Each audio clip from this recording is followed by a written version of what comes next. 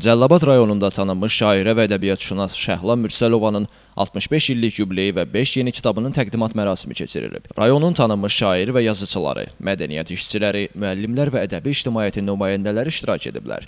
Tədbir Azərbaycanın dövlət himninin səsləndirilməsi ilə başlayıb, ardınca vətən uğrunda canından keçmiş şəhidlərimizin xatirəsi bir dəqiqəlik sükutla yad olunub. Cəlilabad ədəbi mühitin nümayəndələri yubileyarı səmimi təbrik edərək, onun 43 illik təhsil və pedaqoji fəaliyyətindən, həmçinin Azərbaycan poeziyasına verdiyi töhfələrdən danışıblar. Daim ürəyimdə, qəlbimdə poeziyaya məhəbbət olduğu üçün özümün də yazmış olduğum şeirlərim, əsərlərim olmuşdur ki, illər uzunu yığılıb qalmış, onları dərc etdirməyə vaxt tapmamışdım. Amma nə xoş ki, bugün onlara nail oldum. Artıq mənim 5 kitabım işıq üzü görmüşdür.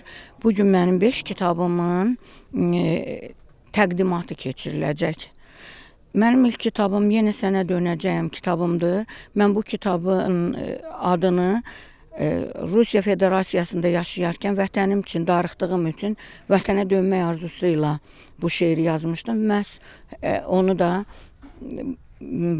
burada təqdimatı keçiriləcək. Yeni təqdim olunan nəşrlər sırasında Yenə Sənə Dönəcəyəm, Həyat Sevgisi, Ədəbi Təhlillər, Poeziya Zirvəsində və Düşüncə Deryası adlı kitablar yer alır. Bu kitablar həm lirik poeziya nümunələri, həm də ədəbi tənqidi yazılar baxımından oxucuların böyük marağına səbəb olub. Tədbirdə çıxış edən Cəlilabadlı şair və yazıçılar İlqar İsmailzadə, Ədalət Salman, Meyxoş Abdullah, Arzu Əyyarqızı, Əfrahim Abbas, Dadaş Bayramov, Ruhiyyə Abbaszadə, Sevin Şirvanlı, İman Abdullah, Adgözəl Nuriyev, Elçin Hüseynov, Aydan Ələkbərli və başqaları Şəhla Mürsəlovanın poeziyasının səmimiyyətindən, qadın duyğularını və həyat təcrübəsini incə bədii dillə ifadə etmə bacarığından danışıblar. Gözümü açandan Ziyalı ailəsində anamın şeirlərini qələmə aldığı misralarla böyümüşəm və bugün nə xoş ki, həmin kitabların təqdimatına toplanmışıq.